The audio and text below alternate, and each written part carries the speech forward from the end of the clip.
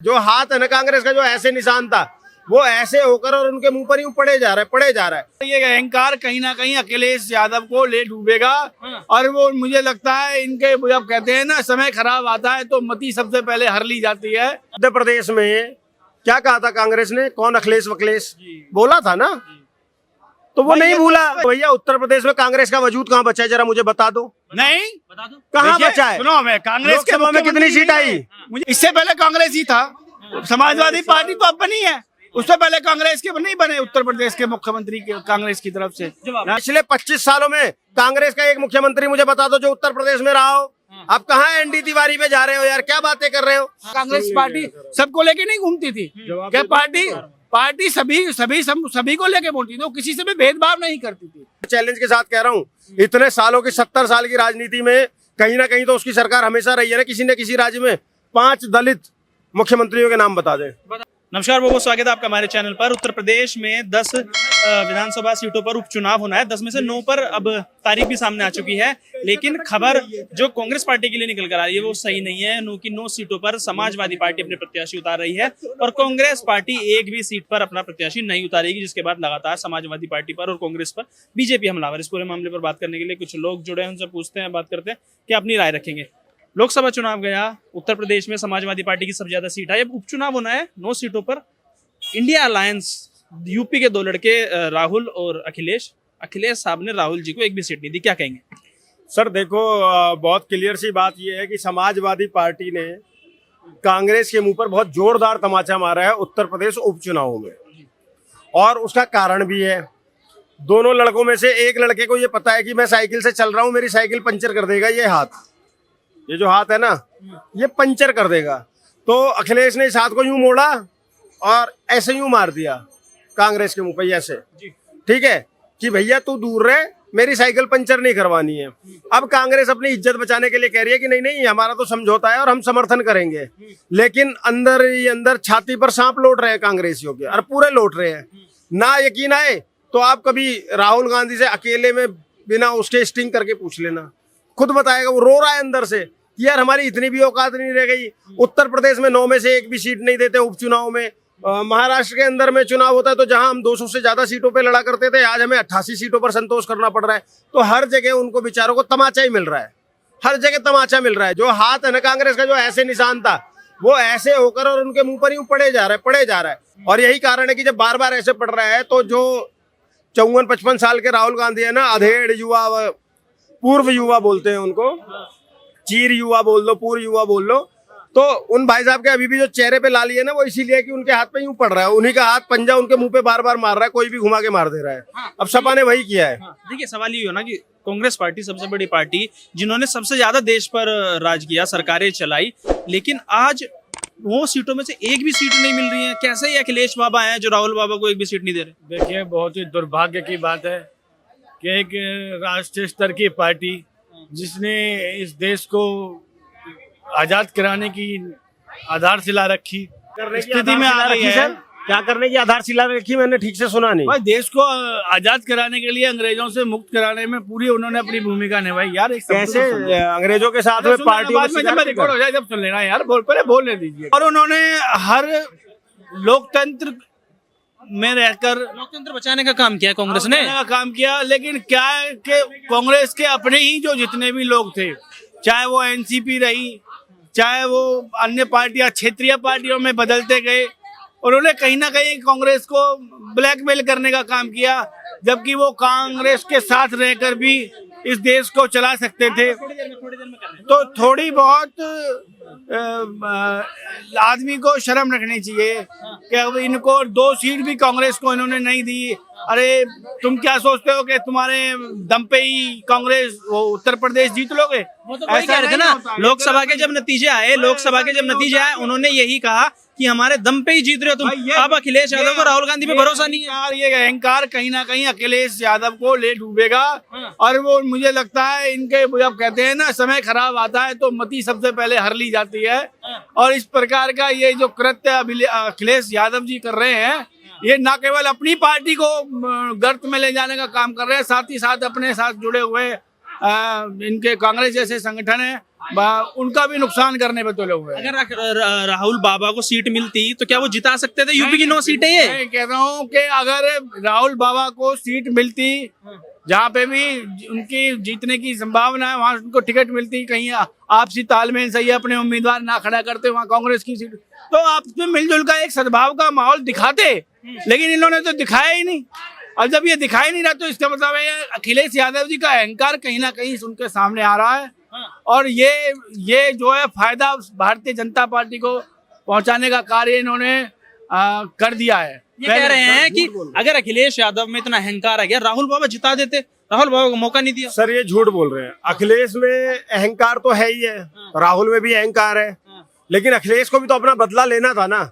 मध्य प्रदेश में क्या कहा था कांग्रेस ने, कौन अखिलेश वखिलेश बोला था ना, तो वो नहीं भूला। एक सेकंड में बोलूं, आप पार्टी का कोई वजूद है नहीं इतना। अब ही आप बोल रहे थे तो मैं नहीं बोला ना।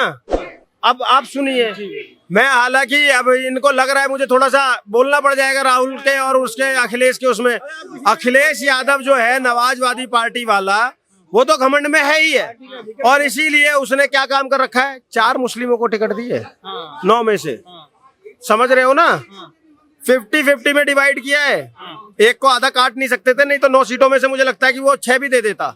ठीक है, तो पहली चीज। दूसरी चीज, अखिलेश ने बदला लिया अपने अपमान का, जो कांग्रेस ने किया था। कौन अखिलेश वखिलेश, अब ये कह रहे हैं कि हमारा MP में वजूद नहीं था, तो भैया उत्तर प्रदेश में कांग्रेस का वजूद कहाँ बचा है, जरा मुझे बता दो। नहीं बता दो कहाँ बचा है? सुनो, मैं कांग्रेस के लोकसभा में कितनी सीट आई, मुझे ये बता दीजिए। कितनी आई? सुनो यार मेरे, बताओ ना। सभा में कितनी सीटें आई? समाजवादी पार्टी का कौन सा मुख्यमंत्री बना है मध्य प्रदेश में? अब मैं आपको कांग्रेस पार्टी का 30 सालों में देता हूँ कितना मुख्यमंत्री बना है। पिछले 25 सालों में कांग्रेस का एक मुख्यमंत्री बताओ। कांग्रेस की उदारता रही है कि वो ऐसी क्षत्रिय पार्टी है जो उभर के आई है, और कहीं ना कहीं अगर कांग्रेस पार्टी नहीं चाहती, अगर उनको चाहती तो ऐसी क्षेत्र पार्टियां पनप ही ना पाती। ये कह रहे हैं उत्तर प्रदेश में कांग्रेस का वजूद बताओ। लोकतंत्र को बनाने के बाद, लोकतंत्र को बचाना है, उनके लोकतंत्र को प्रतिनिधित्व दिखाने के लिए कांग्रेस ने बहुत बड़ा त्याग किया है। इनके सवाल का जवाब दो पहले। नहीं, सुनिए, इनके सवाल का पहले जवाब दो। कह रहे हैं क्या वजूद था, वजूद की बात कर रहे हो ना, लोकसभा में कहाँ चली गई थी उत्तर प्रदेश में कांग्रेस? मैं कह रहा हूँ इससे पहले कांग्रेस ही था, समाजवादी पार्टी तो अब बनी है, उससे पहले कांग्रेस के नहीं बने उत्तर प्रदेश के मुख्यमंत्री के कांग्रेस की तरफ से नारायण दत्त तिवारी। अब बीच में आप सुनिएगा बॉस, अब सुनिएगा। जब ये देश आजाद हुआ, इस देश में एक ही पार्टी थी, कांग्रेस। देश की सबसे पुरानी पार्टी है कांग्रेस। तो ये तो कहना कि इस राज्य में और उस राज्य में, ये तो होना ही है। हर राज्य में रही है कांग्रेस, पूरे देश में रही है कांग्रेस, लेकिन आज कांग्रेस की क्या बिसात है, मैं ये जानना चाह रहा हूँ। उत्तर प्रदेश में कांग्रेस कितनी सीटें जीती लोकसभा में, मुझे जवाब दे दो। पिछले, और ये आप कह रहे हो तो पिछले 25 सालों में कांग्रेस का एक मुख्यमंत्री मुझे बता दो जो उत्तर प्रदेश में रहा हो। आप कहाँ ND तिवारी पे जा रहे हो यार, क्या बातें कर रहे हो। कांग्रेस का एक मुख्यमंत्री पिछले 25 सालों में बताओ ना। और कांग्रेस का आज वजूद क्या रह गया है? MP हार जाते हैं, हरियाणा हार जाते हैं, पूरे देश के अंदर में कांग्रेस का वजूद इस लेवल पे खत्म हो चुका है कि 2014, 19 और 24 तीनों लोकसभा के अगर चुनाव की सीटें मिलाकर कांग्रेस की जोड़ी जाए तो भी भाजपा के इस बार की 240 से कम आ रही हैं। ये वजूद रह गया है। जिस तरीके से उन्होंने बोला कि कांग्रेस अपना वजूद खो चुकी है, उत्तर प्रदेश में देख लो लोकसभा में क्या नतीजा है, हरियाणा में क्या नतीजा है, महाराष्ट्र में भी वही उम्मीद कर रहे हैं, दिल्ली में भी आम आदमी पार्टी ने भी गठबंधन तोड़ लिया था। गठबंधन अगर क्या गलत कह रहे हैं, गठबंधन ही ठगबंधन है। देखिए भाई साहब, मैंने आपको पहले बताया, जो उत्तर प्रदेश के अंदर या पूरे देश के अंदर जब से जातिवाद की राजनीति होने लगी, जब लोग बाग जातियों में बंटने लगे और ये कहने लगे कि भाई हमारी जाति विशेष को पास पावर रहनी चाहिए, सत्ता होनी चाहिए या मुख्यमंत्री होनी चाहिए, तो उसमें क्या होता है कि सब पार्टियां अपनी अपनी पार्टियां, राजनीति की छोटी छोटी पार्टियां बनाने की कोशिश करती हैं, और उनको संविधान ने जब अधिकार दे रखा है तो वो बनाती हैं। अब बनाती हैं, लेकिन वो फिर वो जाति जो होती है उसमें वो राजनीति में भी घुस जाती है। जब राजनीति में घुस जाती है तो ये जो है देश के लिए अच्छी चीज नहीं होती है। एक पढ़ा लिखा आदमी तो इसके लिए अच्छी चीज नहीं मानता है। जाति में तो राहुल बाबा बांट रहे हैं ना। मैं नहीं यार, मैंने कहा राहुल बाबा कहाँ से बांट रहे, कहाँ से बांट रहे? क्या उनकी जातियों में सभी समुदाय के लोग, वर्ग विशेष के लोग भी या उच्च वर्ग के लोग भी सभी नहीं थे? क्या कांग्रेस पार्टी सबको लेके नहीं घूमती थी? क्या पार्टी सभी को लेके बोलती थी, वो किसी से भी भेदभाव नहीं करती थी और सब जातियों को साथ में लेकर चलती थी। जब वो एक अच्छा नेतृत्व देने में समर्थ थी और देश का नेतृत्व भी बहुत सही तरीके से। लेकिन होता क्या है कि कांग्रेस को धीरे धीरे सब बोलने लगे, एनसीपी उधर महाराष्ट्र में बोलने लगी, उधर मायावती जी की पार्टी अलग निकल के आ गई, उधर उन्होंने समाजवादी पार्टी याद होने अलग बना ली। तो इस प्रकार जब जातिवाद में जब बढ़ता है देश या जाति आधारित राजनीति उत्तर प्रदेश में होने लगती है, तो वहां पर एक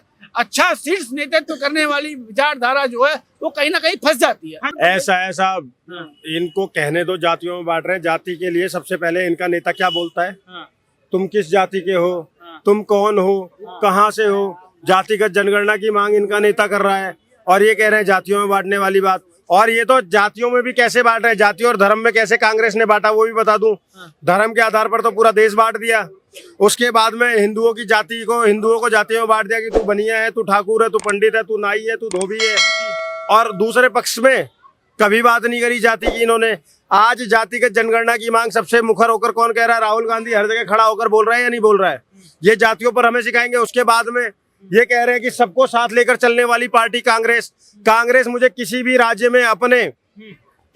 में मैं ये कांग्रेसी में इनको चैलेंज के साथ कह रहा हूँ, इतने सालों की 70 साल की राजनीति में कहीं ना कहीं तो उसकी सरकार हमेशा रही है ना, किसी न किसी राज्य में 5 दलित मुख्यमंत्रियों के नाम बता दे।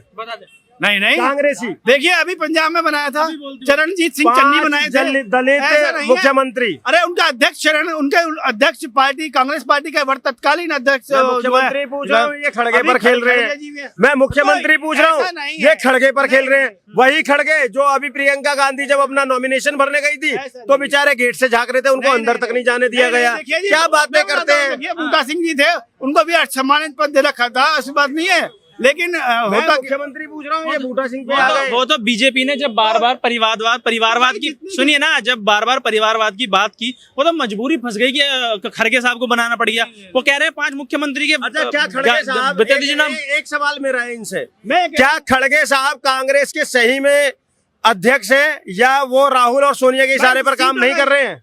हाँ या ना? भाई वो हाँ या ना जवाब दीजिए। मेरी बात सुनो यार। ये बताइए खड़गे साहब क्या अभी भी स्वतंत्र रूप से फैसले ले रहे हैं या राहुल गांधी और सोनिया गांधी के फैसलों पर चल रहे हैं? बताइए। ऐसा नहीं होता है कि कोई भी पहले एक रिमोट वाला निर्णय लिया जाता है उसे कार्यकारिणी में लिया जाता है, उसमें एक नहीं बहुत सारे होते हैं, सब अभी बिंदुओं पर ध्यान दिया जाता है। यही तो प्रॉब्लम है, एक बिंदु पे ध्यान सर, यही तो प्रॉब्लम है कांग्रेस की। कांग्रेस के अंदर में एक रिमोट कंट्रोल से चलने वाला पहले इन्होंने प्रधानमंत्री दिया था और अब कांग्रेस को एक रिमोट कंट्रोल से चलने वाला अध्यक्ष दिया गया है। वही अध्यक्ष जो राष्ट्रीय अध्यक्ष है कांग्रेस का, लेकिन जब प्रियंका गांधी पहला नॉमिनेशन भरने जाती है वायनाड से तो उसको बेचारे को दरवाजे से यूं झांकना पड़ रहा है कि मैं अंदर आ जाऊं। वही अध्यक्ष जो जब सोनिया गांधी आती है तो उनके पीछे चलता है और जब सोनिया गांधी बैठ जाती हैं तब वो बैठता है। उसी अध्यक्ष की बात कर रहा हूं जो राहुल गांधी से पूछता है सर पानी लेंगे। इसे अध्यक्ष कहते हो आप पार्टी का? क्या मजाक लगा रखा है यार। जनता की आंखों में धूल झोंकना बंद करो। कांग्रेस के पास ना तो संस्कार है, कांग्रेस के पास ना तो संस्कार है ना विजन है, और जब विजन नहीं है, संस्कार नहीं है, इसीलिए कांग्रेस आज देश की सत्ता से दूर है। देखिए ये वही कह रहे हैं कि अपनी आवाज मुखर तरीके से नहीं उठा पा रहे। अगर अखिलेश यादव ने नहीं दी 9 सीटें तो आवाज तो उठाते। गठबंधन किस बात का फिर, अगर 9 सीटों में से एक भी सीट नहीं दिया लड़ने के लिए? देखिए अब उन्होंने नहीं दिए तो अब वो तो नहीं दिए ना, उस पर तो समझौता बिगड़ेगा ही। लेकिन मैं हाँ तो उनको भी ये अब ये तो अलायंस जब हुआ है उसमें भी देखना पड़ेगा उनको क्या क्या उनको भूमिका रहती है। लेकिन मैं एक बात ये कह रहा हूँ, जैसे उन्होंने सीटें नहीं दी हैं, अब कांग्रेस इस चीज से मानती होगी उपचुनाव है, 9 सीटों का उपचुनाव है। अब उसमें से अगर ये 1-8 सीट कांग्रेस को दे देते जहाँ पे मिल जाती है, 2 सीटें दे देते तो उसे एक आपसी तालमेल का वो दिखाई देता। लेकिन कांग्रेस कहती है लड़की लड़ सकती हूँ, तुम्हारे लड़के को लड़ने नहीं दिया जा रहा यूपी में, बताओ। इसको नहीं लड़ने दिया जा रहा। राहुल गांधी को हाँ। राहुल गांधी तो सब जगह से कहीं से भी लड़ सकता है। वायनाड में से लड़ रहे, अभी वायनाड से उपचुनाव की बात हो रही है चाचा, उपचुनाव की। कहाँ जा रहा है आपका दिमाग? यही प्रॉब्लम है, थोड़ा सा मानसिक संतुलन हट जाता है। अब मैं एक और बात बोलूँ आपको, कांग्रेस ना घर की रह गई है ना घाट की रह गई है। जम्मू कश्मीर के अंदर में सरकार बनी, एनसीपी प्लस कांग्रेस। आज कांग्रेस के पास एक मंत्रालय का नाम बताओ। जम्मू कश्मीर में क्या एनसीपी ने, उमर अब्दुल्ला ने क्या एक भी मंत्रालय दिया कांग्रेस को? यहाँ तक छोड़ो मंत्रालय, सर सुनकर तो जाओ, डिप्टी स्पीकर भी कांग्रेस का नहीं।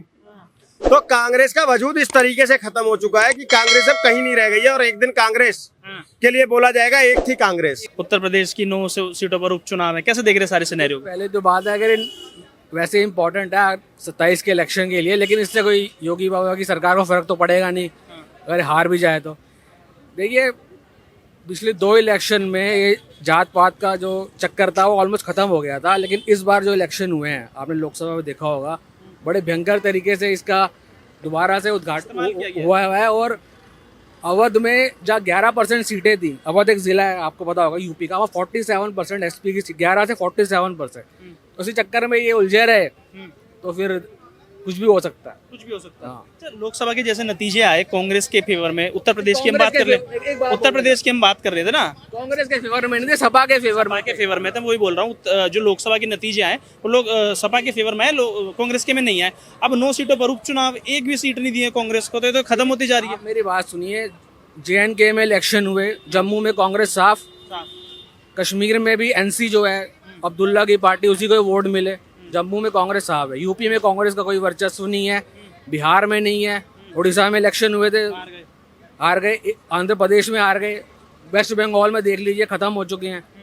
तो अब कांग्रेस ज़्यादातर जो है रीजनल पार्टीज के दम पे ही अब उठने की कोशिश कर रही है।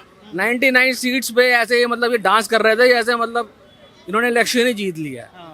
तो कांग्रेस का जो अब 2 इलेक्शन होने वाले हैं महाराष्ट्र के और झारखंड में, अगर वहाँ पे नहीं परफॉर्म कर पाई कांग्रेस तो जो राहुल गांधी जो बड़ा उछल रहे थे बिल्कुल ऐसे डाउन पे आ जाए। अब उत्तर प्रदेश में भी ये कर दिया ना, उपचुनाव में 9 सीटों में से एक भी सीट नहीं दी है और गठबंधन है। 2 सीटें दी थी गाजियाबाद की और अलीगढ़ की खैर की। जब बीजेपी जीतती है वहाँ कांग्रेस को पता था हमने जीतना है नहीं, जमानत जब्त हो जाएगी तो लड़ने का फायदा क्या है। तो गठबंधन किस बात का है फिर ये अखिलेश यादव और राहुल गांधी का? गठबंधन है भारतीय जनता पार्टी को हराने का, और किस बात का गठबंधन? मोदी जी को हराना चाहते हैं। बिल्कुल बिल्कुल, और क्या गठबंधन आप बताइए। जो विधानसभा में गालियां देते हैं एक दूसरे को, लोकसभा में साथ हो जाते हैं।